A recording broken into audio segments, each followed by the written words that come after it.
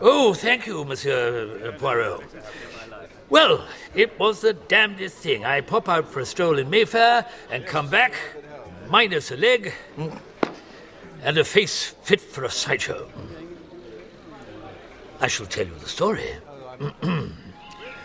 One Sunday afternoon 2 years ago, I stopped for a breather outside the London pied-à-terre of the millionaire Gordon Claude. I'd heard that Gordon had returned to England with a child bride, one Rosaline, Irish girl, actress, whom he'd met and married in New York. Never having seen her, I was hoping to catch a glimpse. Gordon had summoned his brother Jeremy, his wife Frances, and the rest of the family Claude up from the country to meet this Rosaline for the first time. Mark my word, she's a bloody little tart. Oh, darling. There she is. You've never even met her. Well, I don't need to, Adela. I know the type. Slack, greedy, and cunning as hell. Well, the introduction of Rosaline proved a rather more inflammatory affair than any of us had anticipated.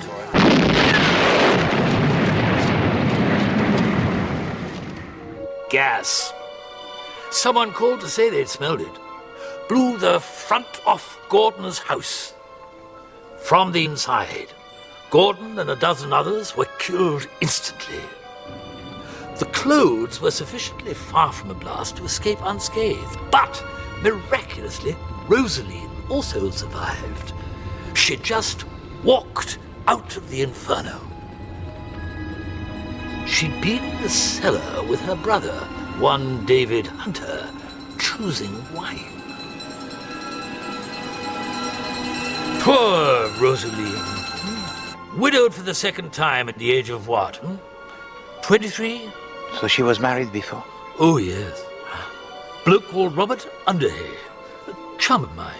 Served with him in Mombasa, hence my interest. You see, sometime before all this occurred, Underhay died. Well, he disappeared into the jungle. Didn't come back.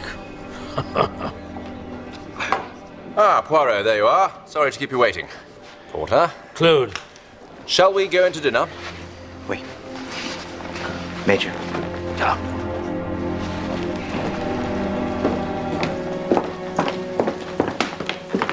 Porter is an ocean-going bore with his story about my brother Gordon.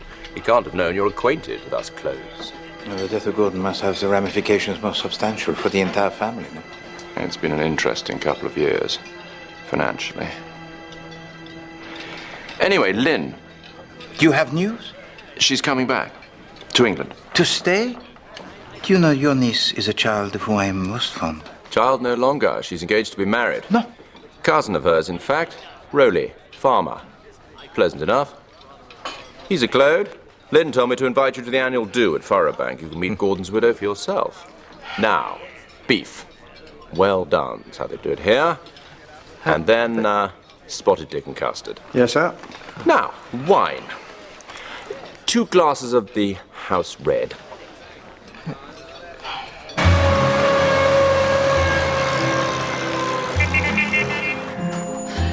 Lynn. Well, naturally, we were flabbergasted. I mean, could you imagine Gordon at his age suddenly getting married? It was ridiculous. She's good looking, I suppose. She has the most enormous eyes, terrifically blue, and what they call put in with a smutty finger. Personally, I think she looks rather half-witted. Well, Mummy, you're not a man. I don't suppose Uncle G was after her for intellectual companionship. I don't suppose he was after her at all. Quite the other way about. I think any woman veering too close to Gordon would be vilified by this family as a gold digger. He was incredibly good to us, darling. All of us. Not much has changed in Walmsleyville while I've been away. 4 years. I might have got my taps fixed.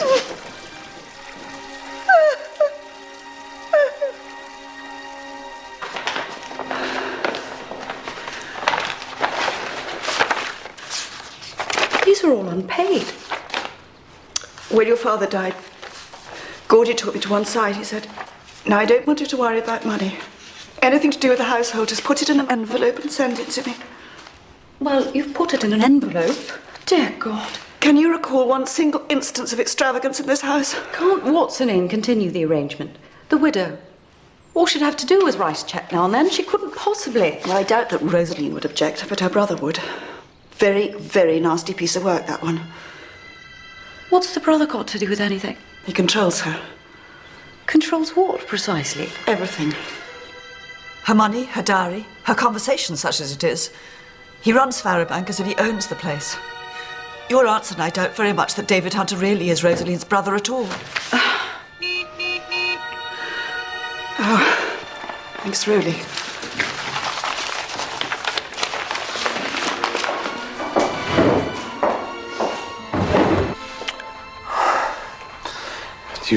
You've grown.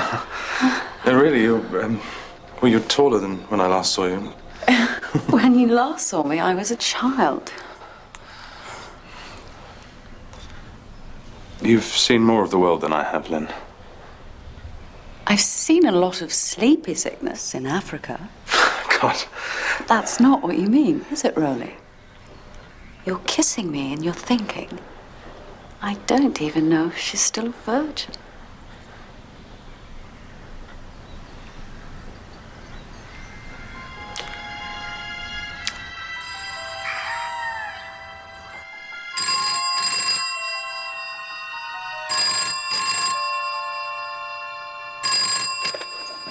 Rosalind Claude. You're not a Claude. You're a slut. A filthy, stinking, Irish slut. What about me?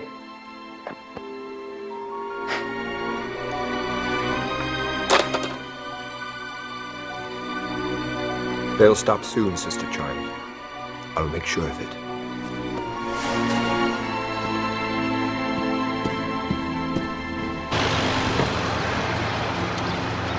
My good George, all things in my new apartment, they are delightful. Yet this morning I am troubled with a draft. And also, in the matter of the ordering of my books... Quite so, monsieur. Unacceptable. I'll have a word. Further abominations, monsieur, or may I serve breakfast?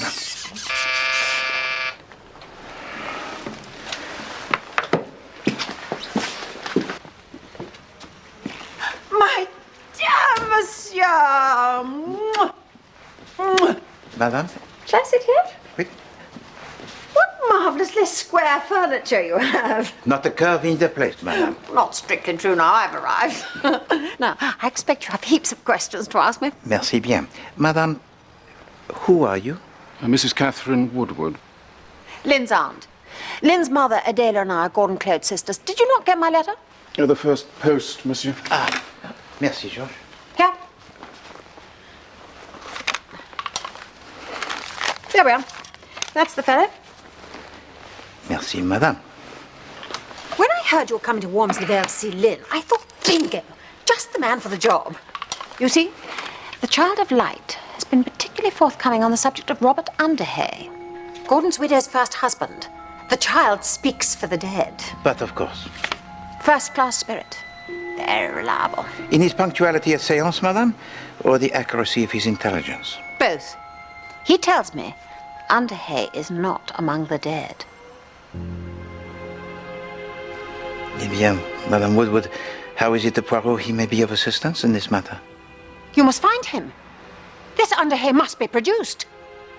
Ah, je suis désolé, madame, but this is a commission that Poirot is not equipped to accept. But can't you see what it means? The woman, Rosaline, was never at liberty to marry my brother. She's a bigamist. That is what we need you to prove, monsieur, or the family's inheritance will be lost. The tawdry little beast has got her hooks into Gordy's fortune, but she must be stopped.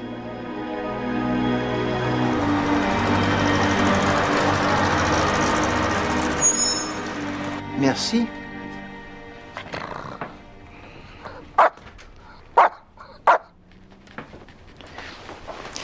Madame Ledbetter?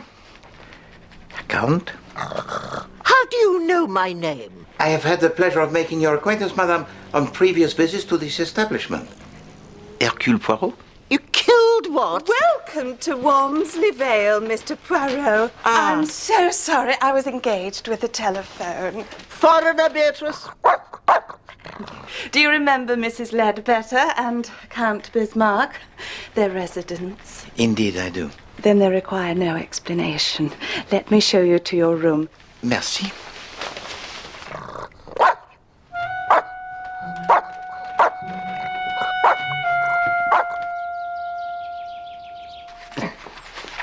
Damn it! Damn it! Me do it? What?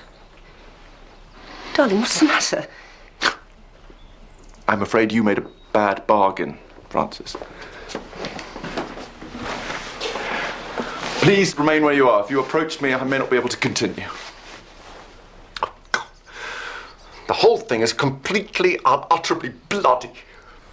Is it a girl? Oh, God, don't tell me it's Edna, the new maid. Fingers like sausages. I couldn't bear it. Is it a boy? It is nothing of that kind. It is a professional matter. Money. Is the firm going smash? Are we to be bankrupt?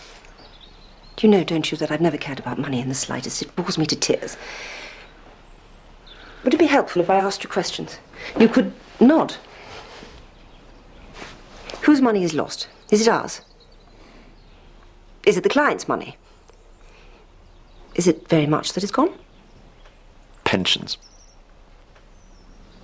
You spent the client's pensions. Jeremy, my father was a baronet. He was also the most almighty, feckless, sponging crook. My brother Charles is just the same. In memory, my childhood divides pretty evenly between dining at the Ritz and flitting from rented houses in the middle of the night to escape the bailiffs. Can we mortgage the house? Of course, you must have done that already. Right. There's only one thing for it. It'll have to be a touch. Big one. Let's see if I really am my father's daughter.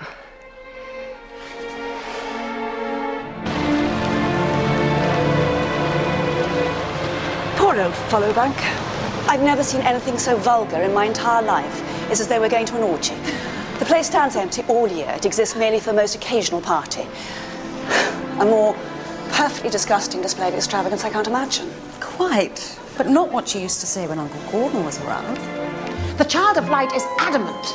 Oh, I see, that's handy. In what particular... About Robert Underhay. Who? Rosalind's first husband. The child is never wrong, and he insists Underhay is still alive. I fear for Rosaline. She's guilty of the sin of bigamy, and when she dies, her soul will burn in hell for eternity. The child's quite unequivocal about that. Aunt Cathy, if you mention any of this hurtful nonsense tonight, I shall be very cross with you.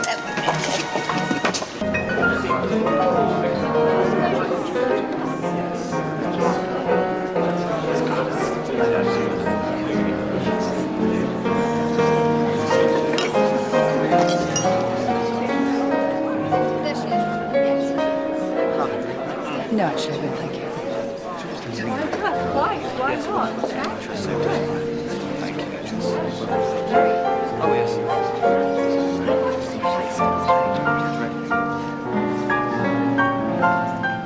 Can you feel it? What? A hatred. I think you're David Hunter. Long lost Lynn, yes?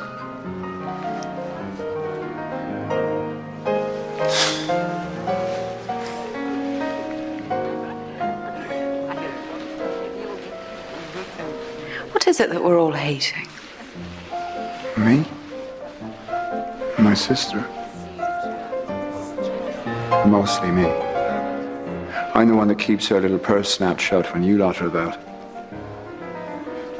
What's the noun, I wonder, for a bunch of clothes whose train has just run out of gravy? I don't know. A wilderness. A wilderness of clothes. It's very good.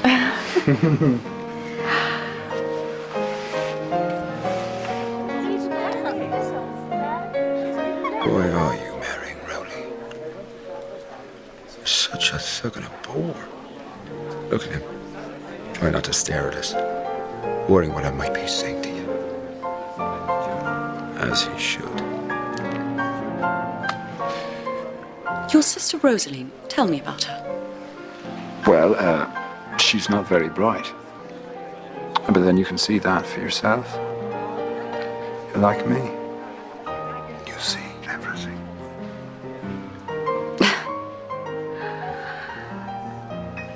I don't think I'm like you at all, Mr. Hunter. David, my dear, you're very pretty, but you need beefing up.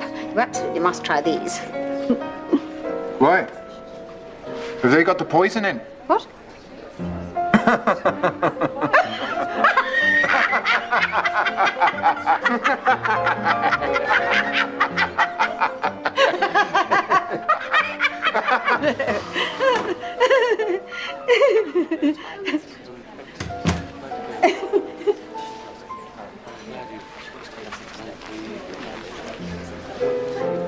Look, there's no elegant way of saying this, so I'm just going to say it.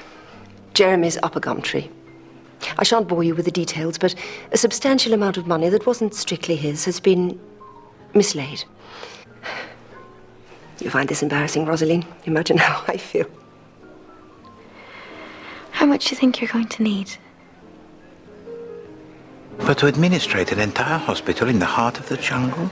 Now that is a thing of some consequence, I think. Your letters sustained me. No, no, no. They really did. Gave me strength. But your father, he was a good friend, and I promised to him that I would observe your progress through life, where he did not know, of course, that your progress would be conducted several thousand miles away. But he would be most proud of you, mademoiselle. Most proud. Oh, yes. Rosaline, I have absolutely no doubt that you have saved my marriage. I shall dedicate every moment I possess to making certain that you are happy and fulfilled and welcome in Walmsley Vale.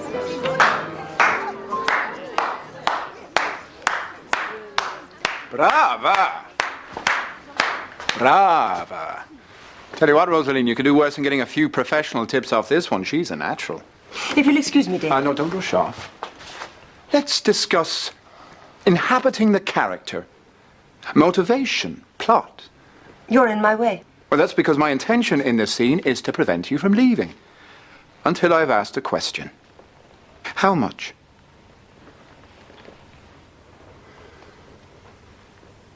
How much? Whatever has happened between Rosaline and myself is of no concern of yours. Now that's a silly and untruthful thing to say. And if I hear you say it again, I shall make myself very disagreeable to you, Francis. And you won't like it. How much? Your sister has seen fit to lend me £10,000 of her own money. Oh, it's all in the detail, isn't it? The lend is particularly good. I shall repay the loan in full at the first opportunity. Well, that's now. Give her back the cheque or she cancels it. The bank manager won't like it, won't look good at all. But the choice is yours.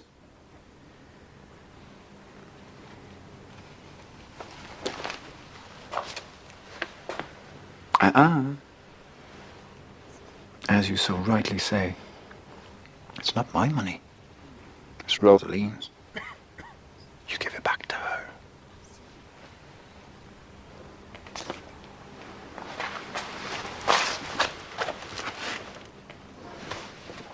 I'm so sorry, Francis. Oh, that's quite all right, my dear. I shan't forget the kindness you have tried to show me. Nor David. Shall I forget this? Oh, that's right, Francis. You won't.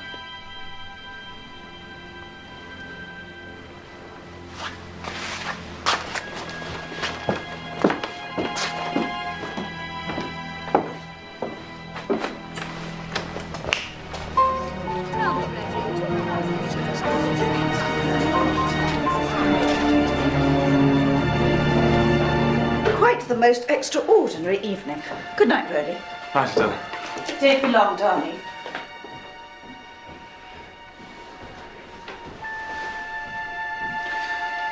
So that was David Hunter. Not my cup of tea.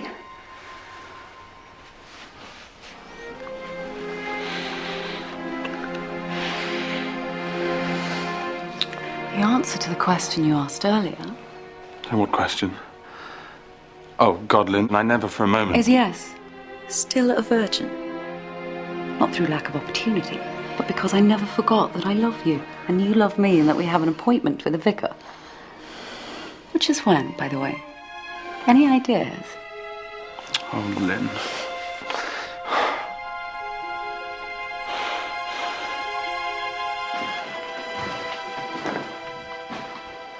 I want to go home. Real home. As you have been told, I cannot sell the house until the death duties are signed off. Well, that shall be soon, but in the meantime, enjoy the discomfort of your new family. Bloody parasites, the lot of them.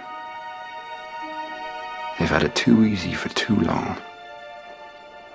It's time they learn to shift for themselves without darling Gordy sprinkling cash all over them like confetti. They hate me. Indeed they do, sister child. And you just got to learn to take it. Take it.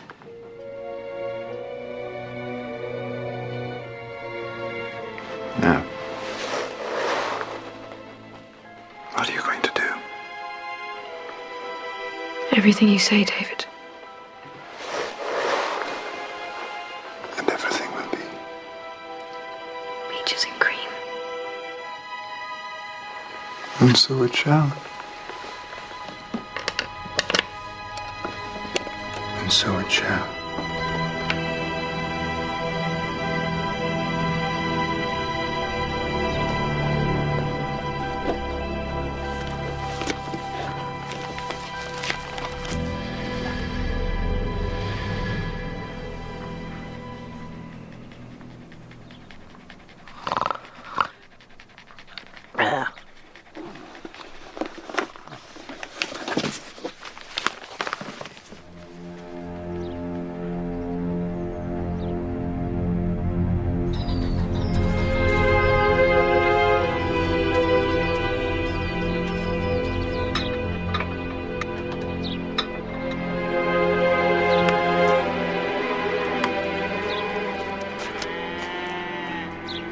Morning. Morning. I'm looking for a place called Furrow Bank.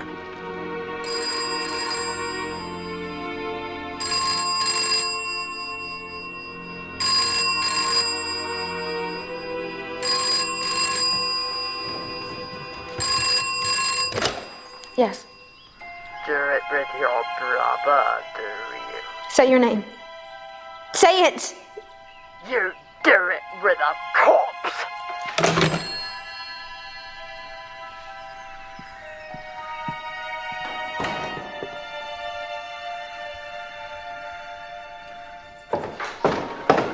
Who was it? What again? Did you open anything?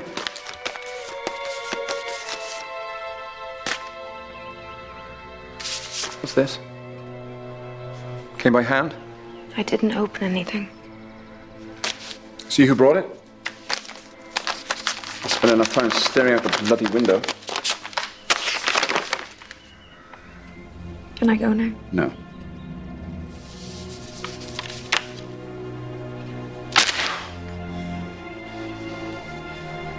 Yes, you must go to London. Now, Rosie, go and get the driver. Go!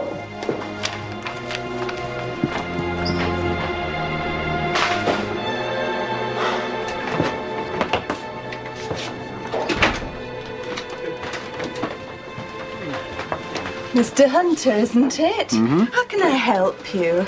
Well, a guest of yours has invited me to call upon him this fine day. Come.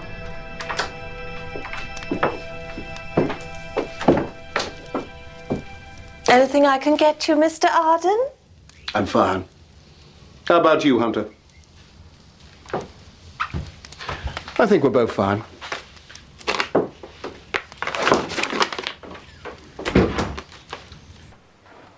Call on me this afternoon to learn something of interest concerning the husband of your sister Rosaline.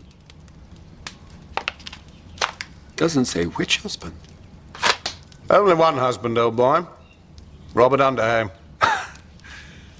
I tell you what. You say whatever it is you have to say, Mr. Arden, or I'll tip you out on the pavement on your scrawny arse. Old boy. I'm afraid old Underhay is in a bit of a bad way. Well, people often are when they've been dead a few years. He needs pretty continuous medical supervision. Unfortunately, that can be rather expensive. There. That was it, the word we've all been waiting for. Now tell me, where does all this unfortunate expense take place? Well, that's the information I'm keen to keep from the Clodes. But naturally, if your sister feels unable to contribute to the cost of my friend Underhay's treatment, I'll be compelled to lead the whole pack of them to his door. Naturally. I'm only thinking of him. I see that. You, of course, have never actually met Underhay, have you? Perhaps I should just cut out the middleman. Speak to Rosalie myself. What's your view on that? I think we should try not to distress the ladies. £20,000 in cash. Why don't you have a little think about it? Come back and give me your decision. This establishment, Beatrice Lippincott, is a sewer of prurience and depravity. Get away from that door!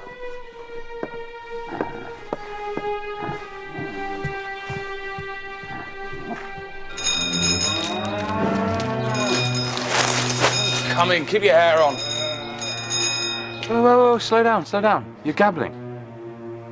Yeah, I've seen him. He came around the farm. Paunch, soft hat. Did he now? Wait a minute, this is... Christ, you're sure he actually used the name Underhay?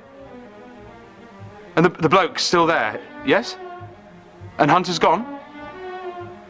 Yeah, bloody right, I'm going to want to have a word. So will Jeremy. I'll scoop him up and we'll be straight round.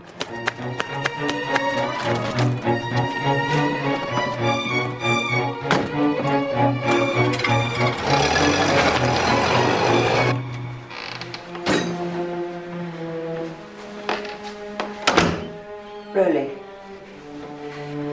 wants you. Very agitated.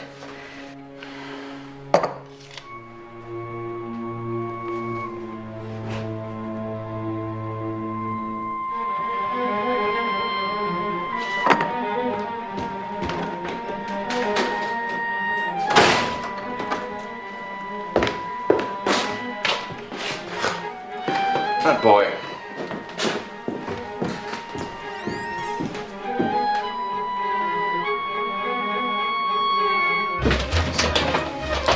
Come round to my side, Mr. Rowley. A bit more private. Don't speak. Listen. Call the bank and tell them you wish to withdraw £20,000. I'll come up tonight to get it. Because some man's turned up threatening to produce Robert Underhay alive. He may actually be Underhay. God knows, I never met the bugger when you married him. But the situation is not going to be improved by you asking questions, Rosalie. There is no alternative. Our future depends on it. Everything depends on it. Now go call the bank. There's my good girl.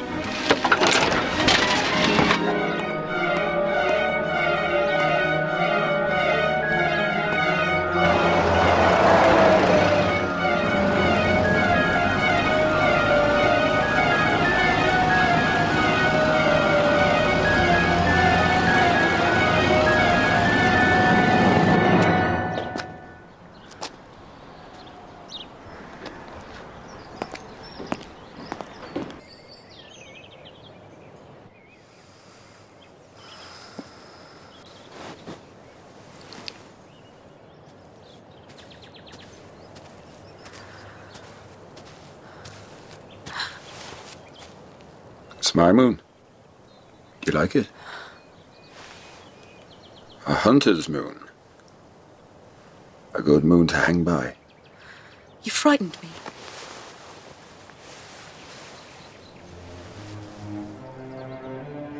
You're trespassing. Forgive me.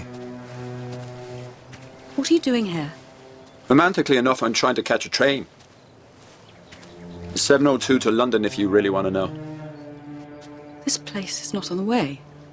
It's on the way to you.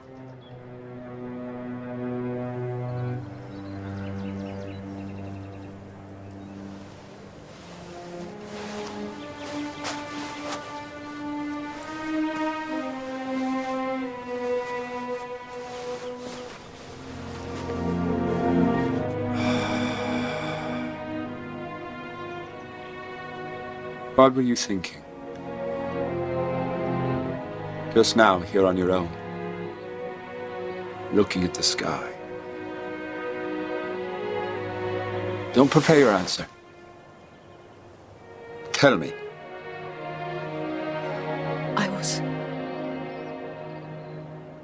I don't know. I was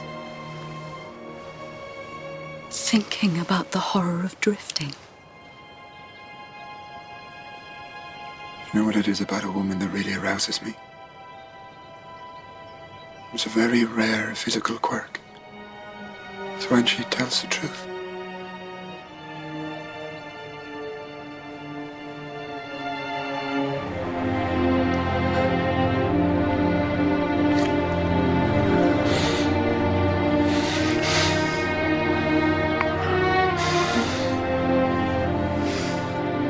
Not here.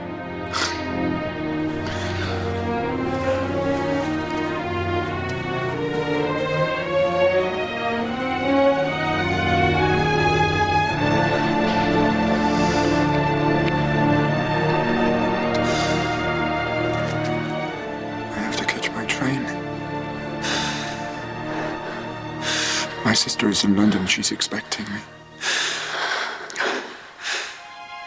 I'll call you as soon as I get there. The moment I arrive.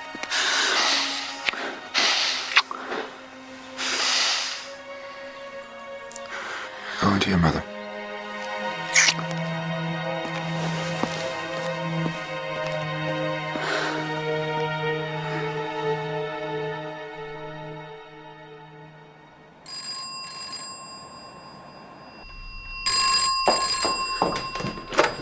Walmsley 01139. I have a call from London. Hello? Hello? I'm here. Can you talk? I don't know. I can listen. David? You must marry Rowley, Claude. And do it quickly. Forget about me. I shall make it my business to forget about you. I don't believe you. You and I would tear each other to pieces. Destroy each other. You're lying to me. Why are you lying to me? I'd certainly destroy you. It's in my nature, Lynn, to desecrate the things I cherish. And I love you too much for that.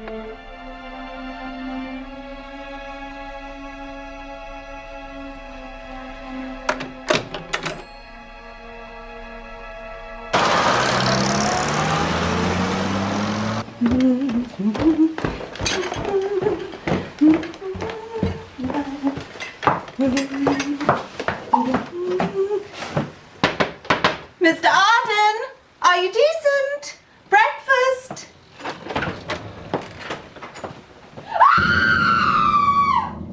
Those are my gardening gloves. Ah, but mademoiselle, it is essential for the great farewell that it not be overdressed with ceremony, huh? You see, you are happier this morning, huh? Quite the reverse. But this morning I see things more clearly, which is useful. Well, bien alors. Of all the virtues, the English, they value usefulness. Monsieur, a man calling himself Enoch Arden has been murdered. Last night in the pub, I think he was Robert Underhay. God help me, monsieur, but you must come and sort this out. Please, you must come now.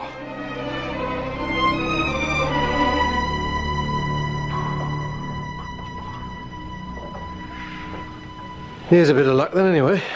You being here, you'll be able to show me how it's done. This detecting caper. Superintendent Spence. Superintendent. Even better, I believe you're acquainted with the Clodes. How is that better, Superintendent? Prickly bunch. Handy for me to have a man on the inside. Dr. Lionel, come in. Ah, Monsieur Poirot. Doctor? Well, this, presumably, is the patient. You know, the woman Lippincott is telling all and sundry that this is suicide. dear Beatrice. It's not the most efficient way of dispatching oneself. Smashing in the back of one's head with a set of fire tongs. Now, the time of death. Between 6 and 9 last night. I agree. I'm so glad. And Beatrice heard Arden at 8:30, which narrows it down quite nicely. Now, I will fill in the certificate, but if you don't mind, I must be getting along. I have other patients to attend to, unlike this poor fellow. Their treatments are billable. Mr. Claude, there you are, good. Is this yours, by the way? I found it upstairs in the bedroom. Not my colour, Superintendent. Quite right. Definitely one for a brunette, though. He must have had a woman up there. Yeah, where were we? You were upstairs looking at the dead man. I was down here being treated as though I'd killed him. Did you? I did not. I told you. Beatrice rang me up. She'd overheard this Arden character lobbying a colossal blackmail demand at Hunter, reckoned I should pop round and confront the bloke. So, a round you duly popped? Wouldn't you? And what did he say to you, this Arden? Well, he didn't seem particularly surprised. In fact, he tried it on with me, the bugger. How much will the family pay for definite proof that Underhay is still alive? I'm afraid at that point I rather lost my rag. Told him if Underhay was still around, we were perfectly capable of... What is lost my rag? It's when you lose one's temper, thank you. So I told him if Underhay was still around, we were perfectly capable of establishing the fact ourselves. We're not, of course. That's why I came to you. At what time did you lose your rag, Mr. Claude? I don't know. Too busy storming off. Ask B. I have. She says 6:30. Then I expect that's when it was. I also expect B told you that Hunter came back here just after I left, which makes him the last person to see Arden alive. Bien, we shall have the need to speak to Monsieur Hunter and his sister. They're in London. Yeah. Superintendent, would you be good enough to make the telephone call and to give to them the invitation most pressing to come this afternoon to my apartment? I'll get a car to take us to London. Merci. Johnson? And George, the guests, Monsieur Hunter and Madame Claude. Already here, monsieur. Monsieur. Oui. Ah, merci. They've made themselves comfortable.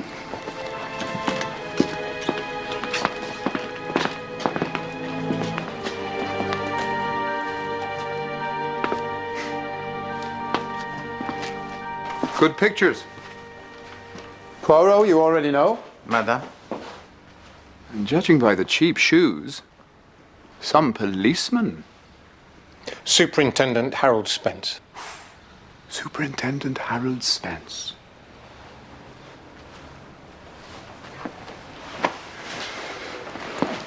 It is so good of you both to come at such short notice. Look, Poirot, you may have time for small talk, but Harold here is working. And I'm easily bored. What's going on? Enoch Arden's dead.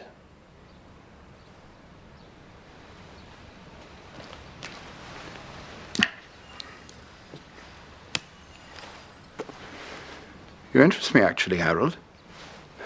Go on. You know the man I'm speaking of, and you're not surprised to hear that he's dead. That about sums it up, yes. Are you working on this? No, the superintendent, he searches for the murderer. Hercule Poirot searches for Robert Underhay. But the information we discover may be of mutual benefit. You don't deny discussing Underhay with a man calling himself Arden? I haven't had the chance to deny anything, Harold. I can't get a word in edgeways. Robert is dead. Just for the sake of form, Mr. Hunter, why don't you tell me where you were between the hours of 6 and 9 last night? For the sake of form, why don't I refuse to answer? Because a refusal to cooperate will incriminate you. I can only incriminate myself if I'm actually guilty of a crime. He's not very bright, is he? You should work alone. Monsieur Hunter, what did Arden want? I have made it my job to intercept and destroy every crooked attempt to relieve my sister of her fortune, and I've heard some very pretty tales of hardship and misery, mostly from the clothes. But to use Underhay for blackmail, that takes the cake. Frankly, I was looking forward to seeing what sort of Underhay this fellow would produce, because it wouldn't be a live one. However, to protect my sister, I decided to pay the man off. Why open old wounds, eh? Beatrice Lippincott says you paid a second visit to Arden that evening. Why? To tell him he'd get his blasted money. And when I talked to him, he was alive. Madame Claude, the man Arden claimed that he knew your first husband for Robert Underhay. Therefore, well, it is possible that you knew him. Perhaps by another name? So if you would be so kind, we will... Slow down, Poirot. I'm not going to have Harold drag my sister off to see some battered corpse. Battered, monsieur? Very well. Can't you see what they're suggesting? They're saying that this dead man could be Robert. I must find out for myself. How can I not? David, please.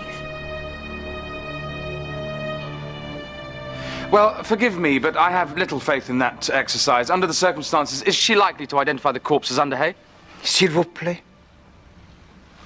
Oui. Merci beaucoup, Superintendent. You have been most kind. Au revoir. The afternoon of the murder, Rosalind Claude telephoned to her bankers to arrange the withdrawal of £20,000 in cash. God! Bloody hell, we've got him! You construe this as evidence against David Hunter? Well, Hunter made her do it because he decided to pay. Yes, I'd call that evidence. With knobs on. No. It is evidence corroborating the existence of blackmail. It is not evidence of the intent to commit murder. No, you cannot have it both ways, my friend. Either Monsieur Hunter, he was preparing to pay, or he was preparing to kill.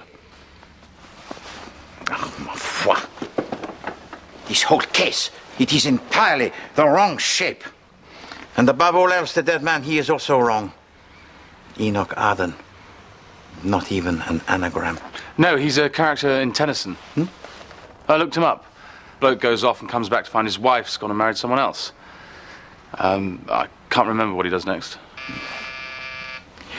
What you need, Monsieur Claude, is a witness who is independent, who has no connection with the family, who knew Robert Underhay and can point to the dead man and say, yes, that is Robert Underhay, or no, that is not. And you will have, without doubt, the truth.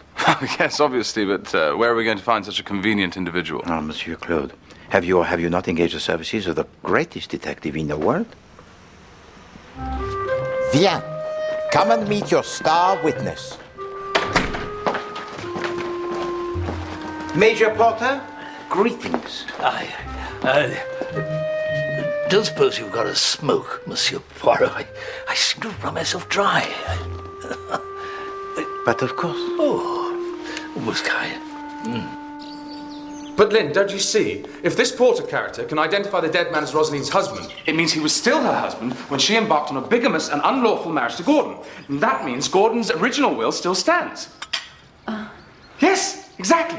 And that means quarter share of the entire estate to Jeremy, quarter to Kathy, a quarter to your mother, and a quarter to me. Now, if we all work to ginger up proceedings, we could have the money in our pockets by this time next year.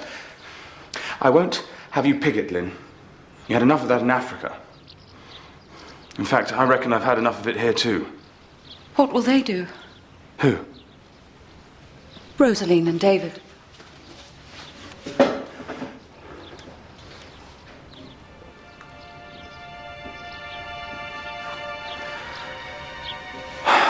You're a good woman, Lynn.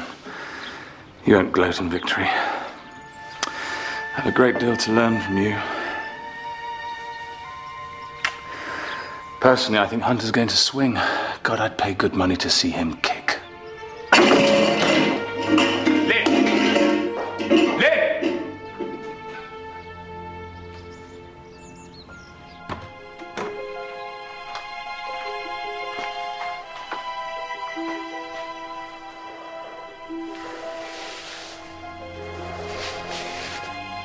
I didn't do it. We both know I can make you believe that. But I want you to believe it freely. Because it's true. I can't believe I've had to come back to this bloody place. There has to be an inquest, Rosaline. It's only one day. It'll all come out. About me. Nothing will come out. Because nothing will come out of here that does not come out of here. And that is how all shall be well.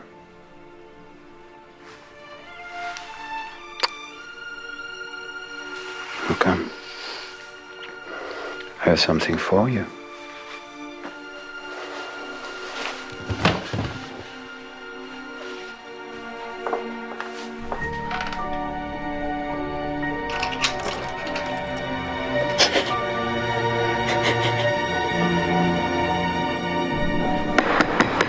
Thanking you. Thanking you. Next, call David Hunter.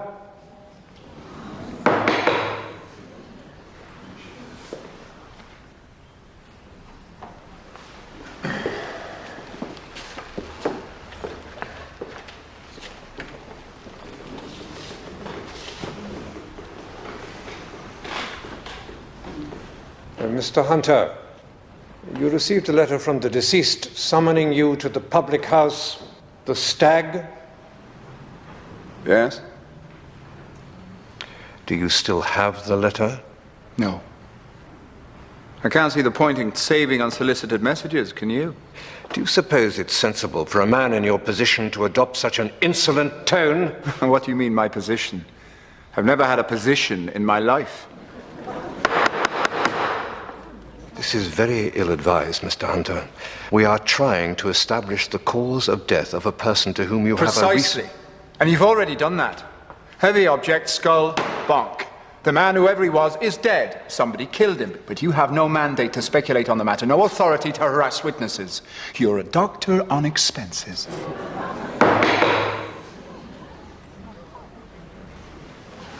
But since you are clearly so fascinated by the lives of people more interesting than yourself, I shall enlighten you. While murder was being committed in the Stag, I was elsewhere. And that can be vouched for by a lady. Does this lady have a name? Obviously. But you're not going to hear it from me.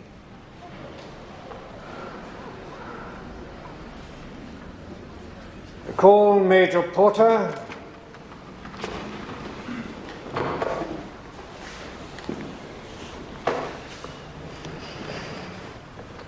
Major, is it correct you have been taken under supervision to view the body? Yes, sir. And were you able to identify the man you saw? I was indeed, sir. You sound very certain, Major. Absolutely no question about it, sir. The man I saw was Bobby Underhay. Yes.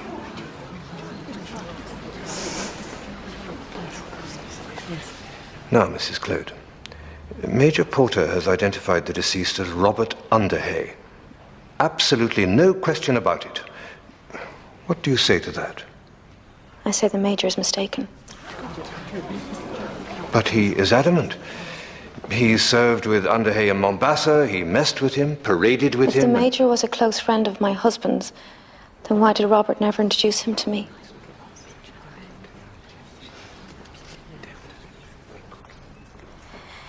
Every morning for 2 years, I watched Robert Underhay take a bath.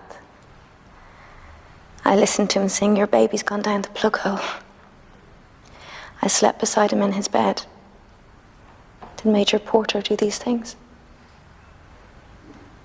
I loved Robert. I knew him. He died. It was awful. It is beyond madness to suggest that he has somehow been resurrected and brought from Africa to Wormsley Vale and that I should not know him.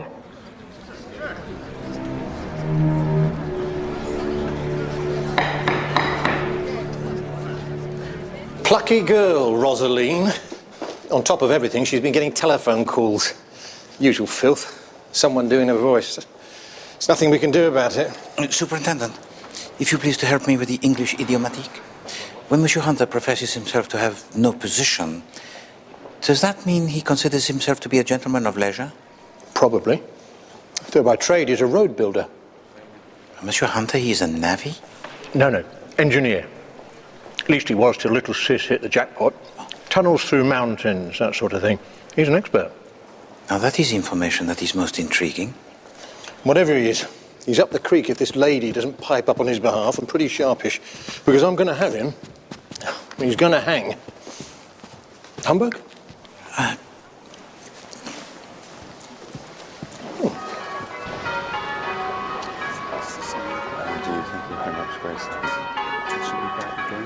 Hopefully, Monsieur? Sorry, have you got a moment? Oui. Bit off accosting you like this among the graves. I'm not entirely sure where we go from here. I asked you to find Underhay, and as far as we're all concerned, you found him. Oui. What remains now is to prove the fact in court. Rowley's worried, monsieur, that the money being used to retain your services should now be spent on barristers. Eh bien. Poirot, he waives his fees. It is my wedding present. It's so kind, monsieur. Isn't it, darling? So generous. Thank you. Monsieur Poirot always knows what it is people need, even if they don't know it themselves. No, in my experience, mademoiselle, people always know, but are sometimes reluctant to admit it.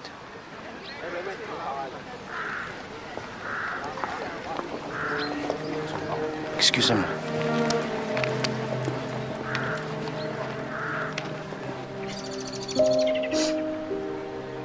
Do you know when the priest is buried, he is always facing his parishioners? Why? Because when the day of judgment he comes and the dead, they all arise, he can greet them and lead them through the gates of paradise. It is a beautiful idea. He shan't be leading me. You must not say that, ma chère. Despair is a sin. I'm cut off from the mercy of God. No. Nobody is cut off from the mercy of God. Ever. I tried to pray. And it feels like I'm going to choke. God is patient.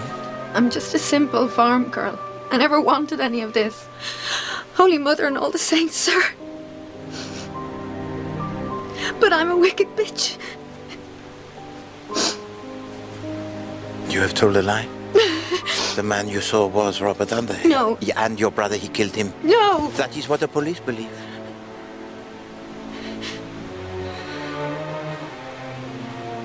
I am not the enemy, madame. And I believe I can help you, if you will allow me.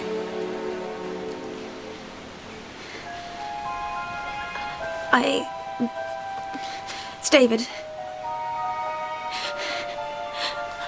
I need David.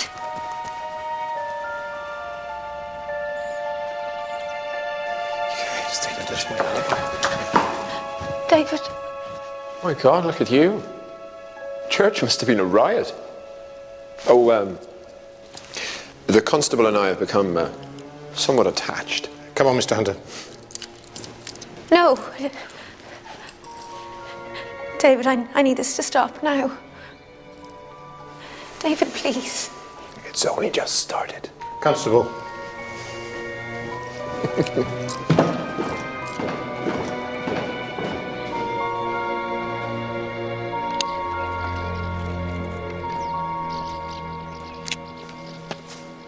Monsieur, I hoped that you'd come. I wanted to talk to you earlier, but I couldn't.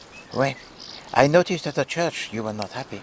I've changed, monsieur, and I don't quite know how to cope. No, mademoiselle, you have not changed at all. You went to Africa because you wanted to get away from England, no? Because what was England to you? Your school that was cold, the food was grey, the climate that was dismal. All of that? No. You left England because you wanted to escape from Rowley Claude, and you still do. You've been talking to David? No. But you have. He spoke of you in court, did he not? You're a devil at knowing things, aren't you, monsieur? That is my métier. We talked for... what, a couple of minutes? Here, in this garden. I thought, this man, I need him. Even if he beat me, I would kiss his hands and love him. And David Hunter has placed his life at your disposal. Do you know why? To force your hand. For to save him from the gallows, you must stand up and say, yes, it was I. I was with him at that time. And Rowley Claude, he will discard you. David's trying to protect me from a loveless marriage. Oh, perhaps. But perhaps he plays with you the games most dangerous and cruel. But he's made you his alibi, and you must stand up.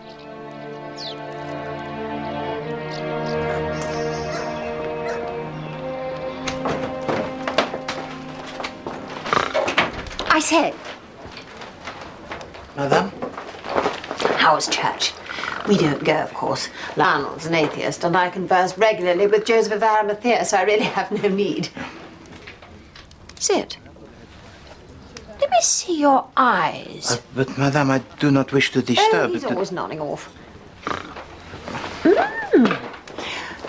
You have a lot of unresolved indigo in your aura. Yes, I know it is a problem. Right. How can I help you? See, never very far away. No. Monsieur le Doctor, could you tell to me if the medical aspects of this case are entirely satisfactory? Kathy? Shove off. Righto. Can't be in the room when he discusses blood and horrors. I'll just go and powder my, you know. You don't suffer from your bowels? Mercifully, no. Sound constitution and a clear conscience. I'll tell you what's wrong with the medical aspects of this case, Poirot. The murder weapon is not what killed him. Smothered in gore and blood and hair, but... It is the wrong shape. Clever you. Monsieur le Doctor, where were you at the hour of the murder? Here. I was called out to Cicely Ledbetter, which means having listened to her rant for an hour. But she pays well. And check if you like, wake her up. But you'll need your tin out. If you please to excuse me, Doctor. Oh, just one thing. Madame Rosalind Claude. What about her? I think she is not well. Be kind enough to call upon her and send to me the bill? Of course. The murder weapon is not what killed him. It is the wrong shape.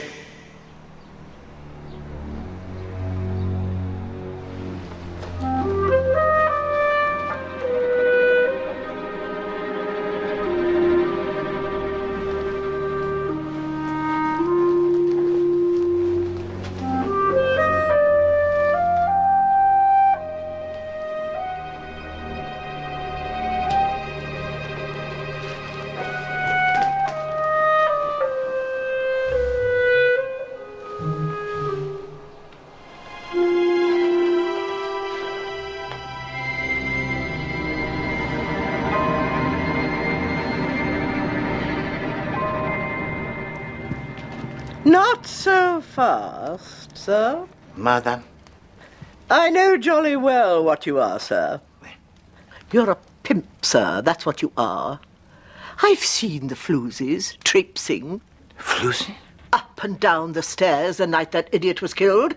I saw that vinegar-faced doxy with her hair tied up in an orange scarf. I know your game, sir. This woman in the scarf, madame. She was up the stairs or down? She was scuttling down, having leached the vital juices from your customer in number 3. Enoch Arden. What? Did you report this observation to the police? The police? Where? You direct them to me. I'll make the stinkers hop. What you make hop, Madame Ledbetter, are the little grass cells. And they speak to Poirot.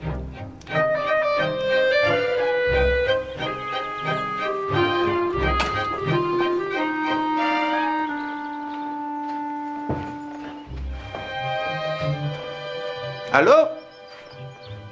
It is I, Poirot.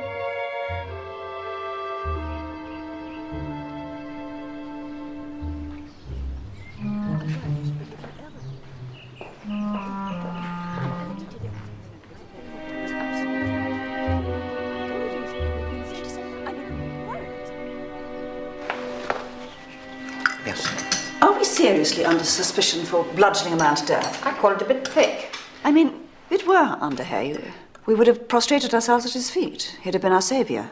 Well, yes, indeed. The position most desirable for the dedicated blackmailer, no?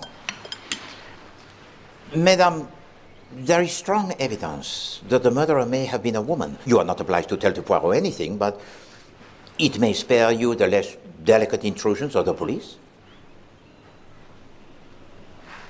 Very well, fine. I was here with Adela, playing... Hangman. Hangman. But you see, that was not so painful, huh? Alors, wait, Poirot, he must fly. Would you please tell your daughter that I'm sorry to have missed her? And, oh, one thing before I go. The last word that hanged the man, what was it? Ads.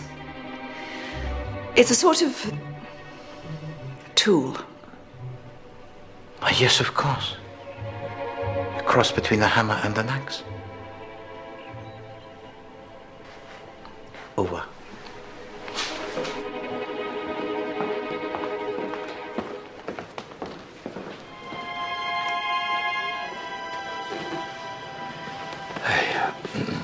Anything I can help you with, Major? No.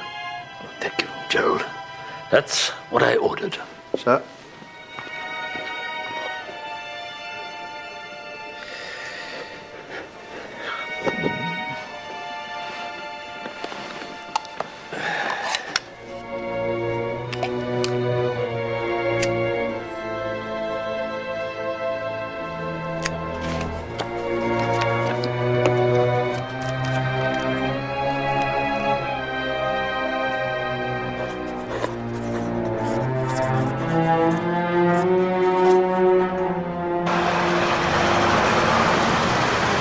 Bit of news.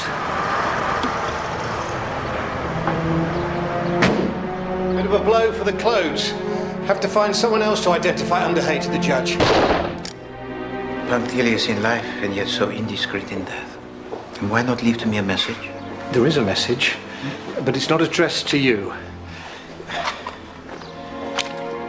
Dear Gerald, club servant, sorry to cause you extra bother. Have a drink with me, chin chin. With the note was 100 quid. Even under the circumstances, that's a big drink.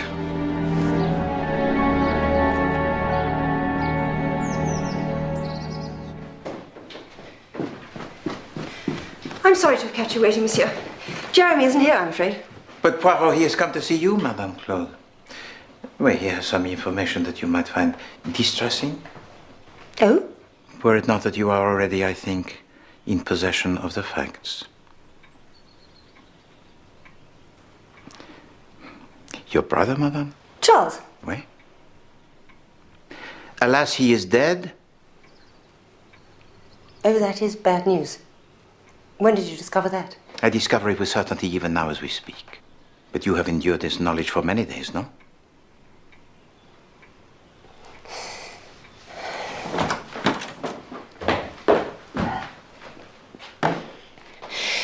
Damned if I'm going to cry in front of a stranger. You're itching to tell us how you know this. You might as well. Poirot, he sees things, Madame. It is a habit that he cannot change. No, it seemed probable that a member of the family, Claude, conjured into being this Enoch other. The guess of Poirot was that an actor had been instructed. But as he waited for you just now, he looked along the photographs of your family, and he found a space. A space where a photograph, it has been removed.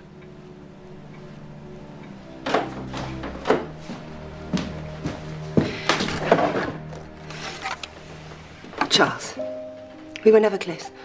No, but close enough to make him come running to make the imposture, huh? A charade that cost him his life. Money, monsieur.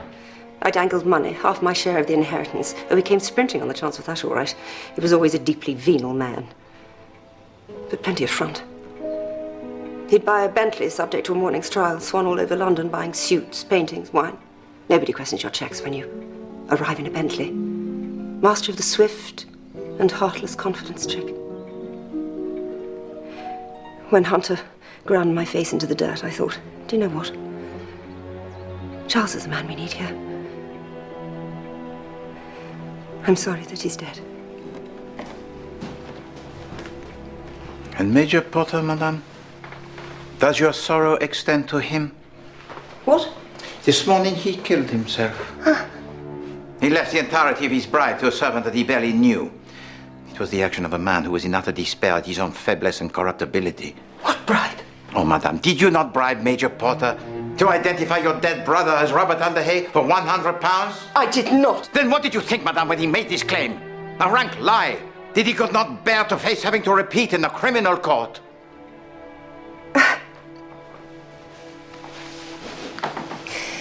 be absolutely honest, monsieur, nothing surprises me anymore. The world has gone mad.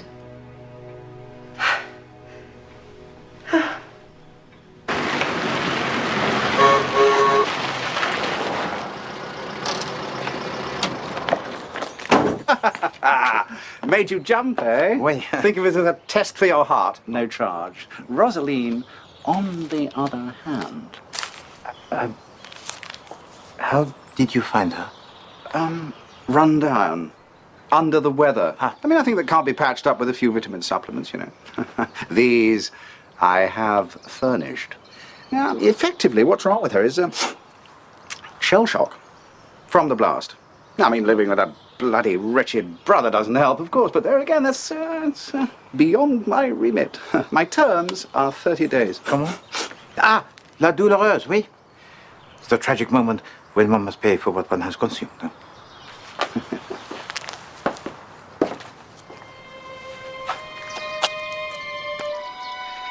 We've all of us been perfectly bloody to her. Simpering to her face in the hope that she'll come across with the cash and then sniggering up our sleeves at the way she talks, the way she dresses. But your statement, mademoiselle, may have saved the life of her brother. That is not sniggering up the sleeve. That is courage. But Monsieur Rowley, what is his view of your admission? He doesn't know. Yet. I wanted to talk to David first. That's why I came. I know he's been released.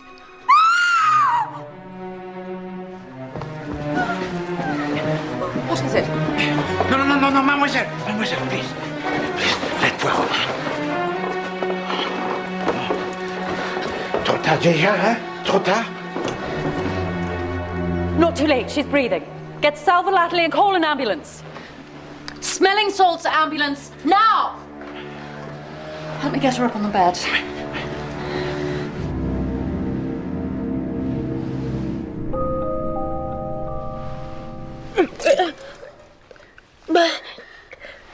Get rid of that and get cold water and towels. Do it now. Sorry, but in the bush one has to get a bit shouty to make things happen. You are magnificent. May I? Madame, you will permit Poirot? I don't know why that keeps happening. It is like the bilious attack. It is a result of ingesting too much morphine. Even for a hardened addict like Madame Claude, the dose was most substantial and designed to kill her.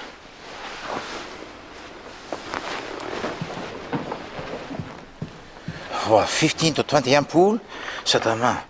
She should have died, but she did not. Why?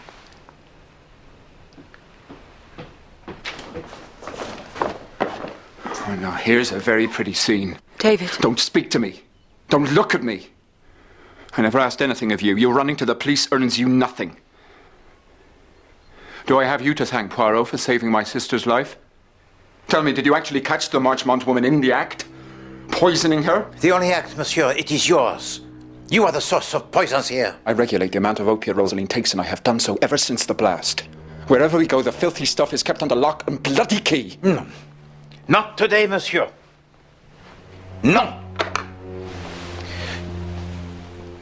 Your sister, she wished to kill herself. Who enabled her to try?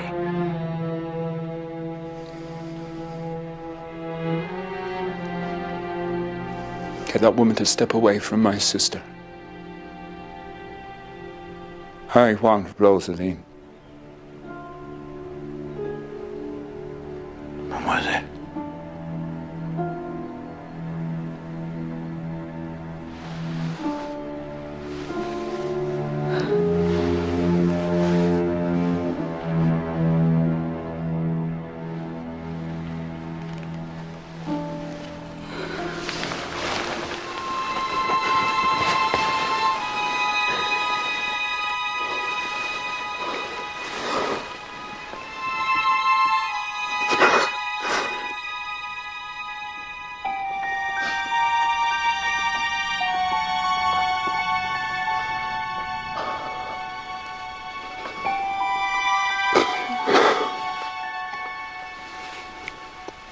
Desecration, Everything I draw close, I defile.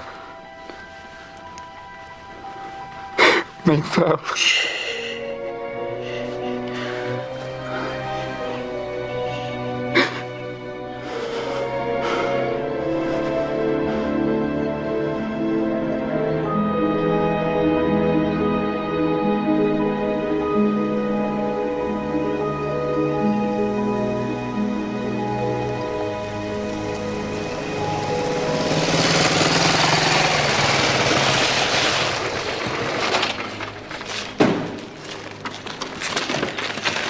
One attempted suicide, one successful suicide, one ordinary decent murder.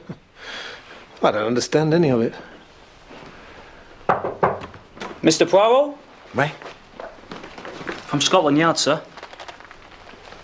Merci. I read the answer that is contained in this envelope. If it is no, then Poirot has mistaken this case from the very beginning. But if it is yes...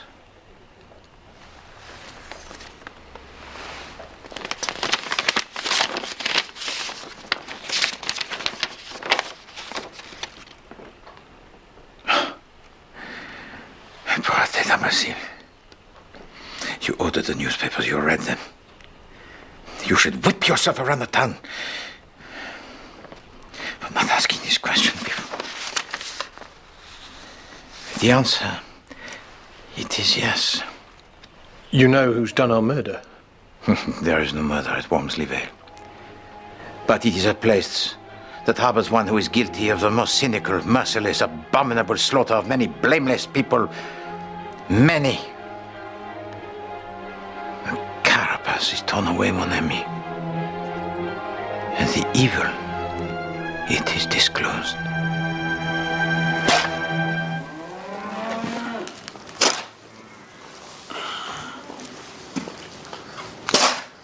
Rowley.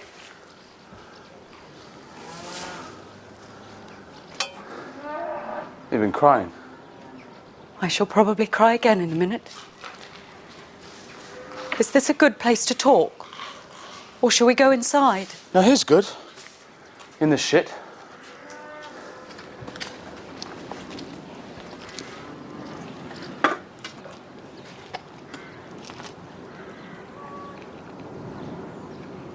I can't marry you, Rowley. You know that, don't you? It's a relief, isn't it? What does that mean? We've each been waiting for the other one. I asked you a question! It means, Rowley, that you and I are not suited to each other, and to pretend otherwise would be to condemn ourselves. So who am I suited to? I'd be fascinated to know. Somebody who properly appreciates what you're trying to achieve here. Someone for whom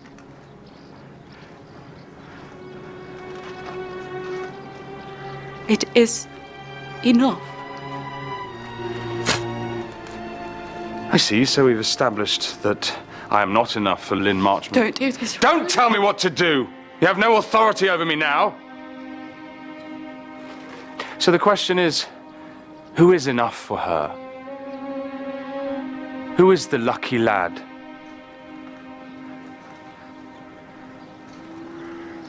David.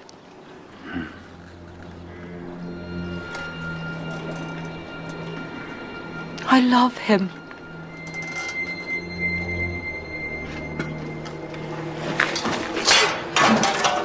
He loves me. I don't for a minute imagine we'll be particularly happy together, but the funny thing is, I don't care. Love is bigger than happiness.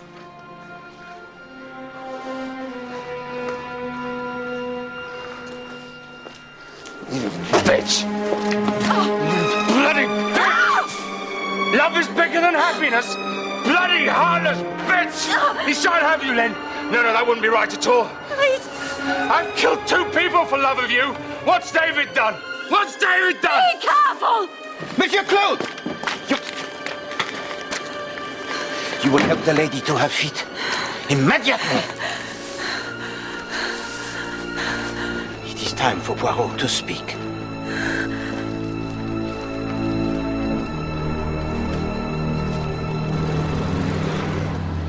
The death of Rosaline Claude. Through whose mind has this thought not crossed, huh? Could anything be more convenient for the indigent family, Claude? She's not dead, Poirot. No, monsieur, she lives. But if you could have killed her by wishing it, she should have died 1,000 times. Such dissembling. Such mendacity. You, madame, with your great command of the voices from the dead, voices that speak miraculously as seance. Hatred like a sore. Say your name. Say it. You do it with a corpse. Bloody little whore. But your sister, she did not approve. She tried to get you to desist, but oh no. You could not. And on the night of the killing, she found you again. And knowing that you would be compromised, she offered to you the mutually convenient alibi of the game of hangman. Adds. Buggering Irish dwarf! Catherine. There's words for her. Snivelling slut bucket! Catherine! Frothing little figure! Catherine! That's enough. Bien sûr. The good doctor. Who on the night of the killing attended to Madame Ledbetter? For how long, Madame Ledbetter? For 1 hour? An hour? 10 minutes at the most. Charged me for an hour, the sewer. The physician, whose own digestive system is crippled by the colossal quantity of morphine to which it is subjected every day? Bon sang! No wonder this household is in need of funds. And then Poirot, he sent you to examine Rosaline Claude. Et voila! What you had suspected since the day of the trial, when you saw in her your own symptoms of intoxication. It was confirmed. Good.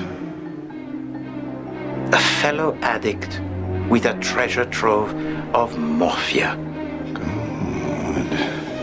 C'est marrant, eh, doctor, that your self-serving theft actually saved the life of the patient. For in her attempted suicide, she had consumed 15, 20 ampoules.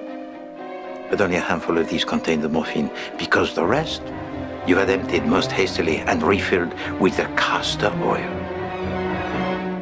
The vitamin supplement for which you wish to charge Poirot 20 guineas, huh? Monsieur, I'm sorry, but you are damaging this family by saying things that can never be unsaid. It has to stop. I can't pretend that I never thought about bumping off the widow. But I killed Arden. Oui. Charles. B summoned me here, told me the whole damn thing before I even set foot in the room. I felt I had the advantage. But he just stood there so revoltingly supercilious, oozing corruption, and I just felt the red mist coming over me. For not only had you already met this man, but you had seen his photograph in the house of your aunt?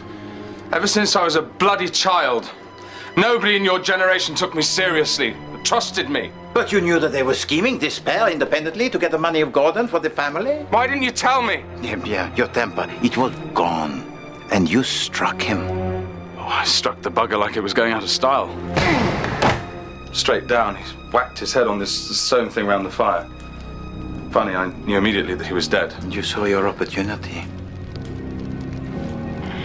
You dragged the body to the center of the room and you killed him for the second time. But you remembered to clean the far curb of the blood, monsieur, oui? But you only cleaned one side. Poirot, he sees. I was pretty confident that what with B's enthusiastic account of what she'd overheard, that this whole affair would be laid squarely at Hunter's door. That suited me well enough. I knew Lynn had fallen in love with him. Knew it before you did. And then came the pretty little comedy of the poor Major Porter. And how do you know it was me who set him up? Don't suppose you've got a smoke, Monsieur Poirot? Seem to run myself dry. Because Major Porter, he did not include you in the cadging of the cigarette. Because he already knew that you did not smoke. Oh, but where are we to find such a convenient individual? Your words. when only hours beforehand you had pressed £100 into the hand of the man that you knew the Poirot would produce? Told you I'd killed 2 people. I did for Porter just as surely as if I'd pulled the trigger myself. Well, 2 deaths, but neither of them were acts of murder. But today, mes amis, Poirot shall produce a murderer of whose viciousness he stands in awe.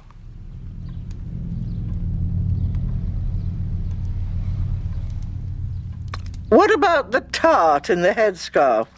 Madame Ledbetter, now that is a question that is most apposite. Can't understand her at all. No, but she is here with us now, madame. The cold-blooded murderer of whom I speak.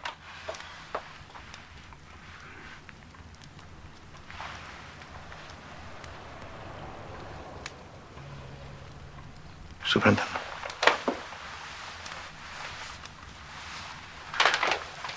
Purely for the sake of form, Monsieur Hunter, would you put on this scarf? You'll have to do a little bit better than that, Poirot. Very well.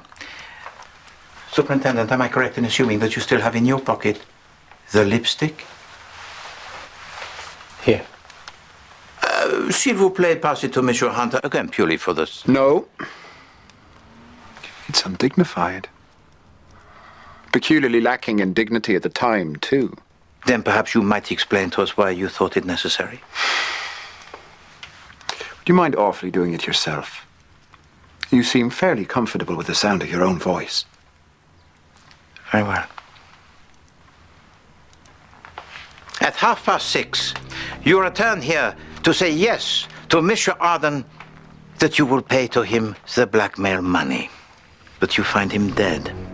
And you realize that you are in imminent danger of being chained to a crime that you did not commit. So, oh no, you must not be here. You should be in London. So you seek out, or no, you converse with Mademoiselle Marchemont.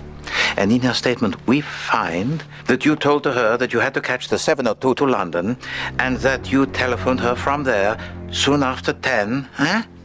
Pas possible, monsieur. You did not go to London. You return here, dressed in borrowed robes, to forge yourself the perfect alibi for the crime you did not commit. You leave for the police to find a little clue, the lipstick. You did everything to create the illusion that at 8:30 Enoch Arden was still alive. I've seen you right, sweetie. Now there's a little girl. Off you pop. By imitating his voice and making sure that the woman visitor to his room was seen hurrying away by Madame Ledbetter. Tell us about the telephone call.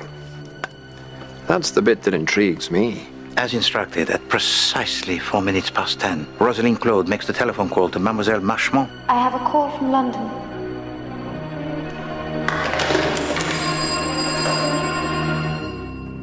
David? I'm here. All of which proves that I am alert to the hideous subterfuges to which this family will stoop. But none of which makes me a murderer. And then you left unlocked the door to the cabinet that contained the morphine. Oh, yes. That was remiss of me. Why did I do that? You knew that if you gave to her the opportunity, she would take her own life.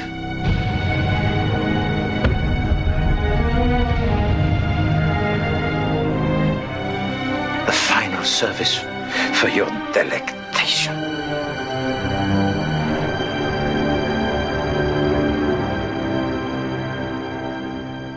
Never. I would never harm my sister. No. But that lady presently watching you from over there, she is not your sister. Good heavens. No. Her name is Eileen Corrigan. What? A simple farm girl, as she defined herself to me at the church. And whatever the papers may say, she did not die in Mayfair 2 years ago. No. But the real Rosalind Claude, she did. Why? Because you murdered her. More than any Claude, you hated Rosalind. For in her happy marriage to Gordon Claude, she had excluded you, your first love. Your little sister had surrendered herself to another man. But you had already made your own arrangements to deal with her.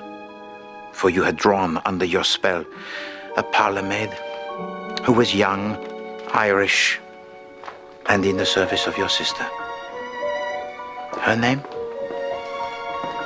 Eileen Corrigan. You had seduced her, had deliberately impregnated her, and that had the baby disposed of. Not true. True!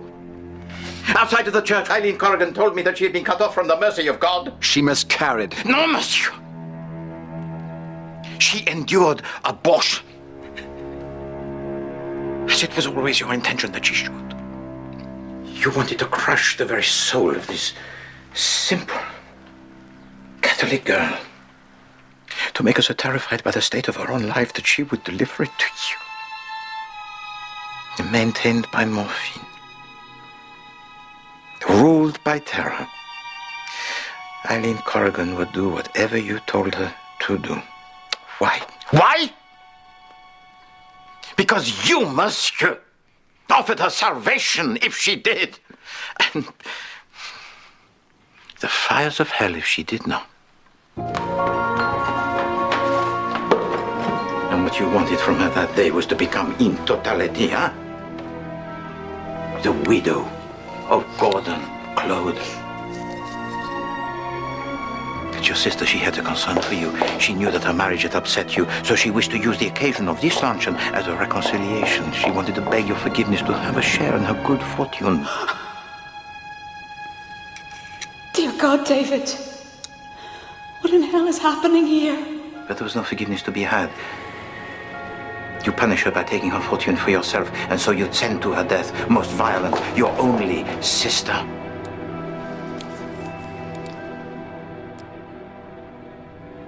Coming.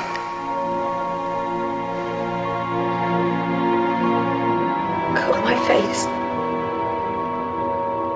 That's what you said, Mr. Hunter. And that's what I did. And I found pleasure in it.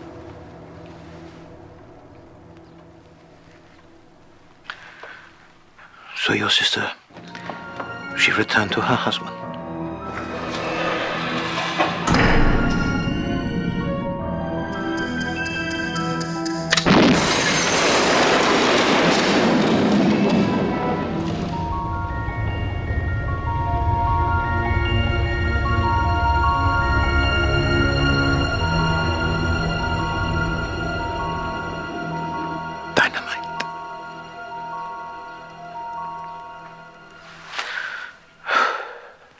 There was no accident of gas in Mount Street. No. A letter received today from Scotland Yard contained the expert forensic evidence confirming my suspicions. There was only the premeditated explosion of a bomb. A device built and operated by you, David Hunter, engineer and road builder. How depraved. God, how evil does a man have to be to cause the slaughter of so many innocent people for the concealment of a single murder? If God should withhold his mercy from anyone on earth, monsieur, it surely will be you.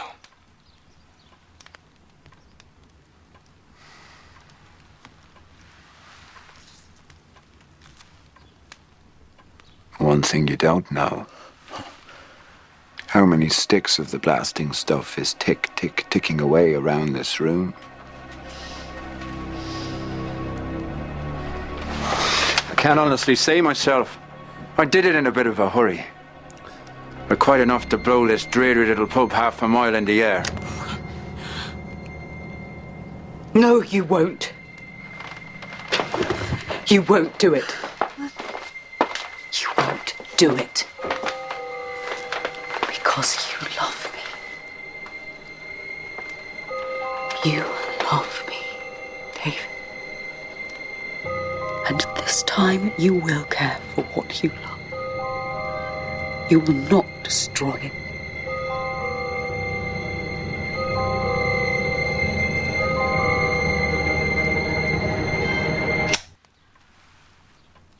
I don't believe I will.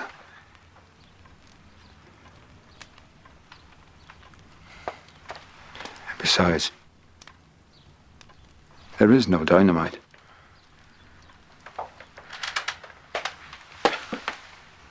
are you going now?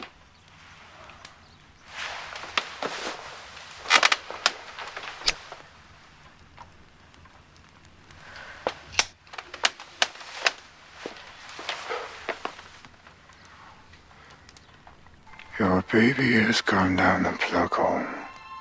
Your baby has gone down the plug. The poor little thing is so skinny and thin. It ought to be washed in the jug.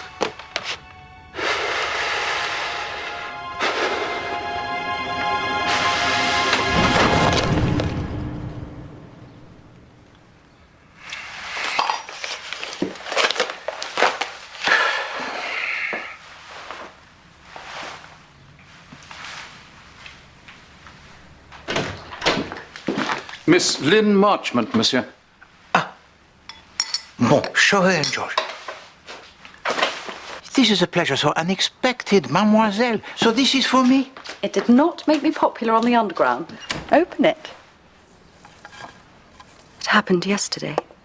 I suppose you read about it in the newspaper. Oui. The members of my rich family still speaking to me keep saying how lucky I am. And what do you say, mademoiselle, to them? I say goodbye, mostly. So you return to Africa? It's my home. But you will come again to see Poirot, huh? Sometime? Don't know. Might do. Can't promise. Bon. Look, open that, will you? Before I blub. I don't want to blub. I got her from an Arab. Her job, apparently, is to watch over your house, so that only good things are allowed to enter.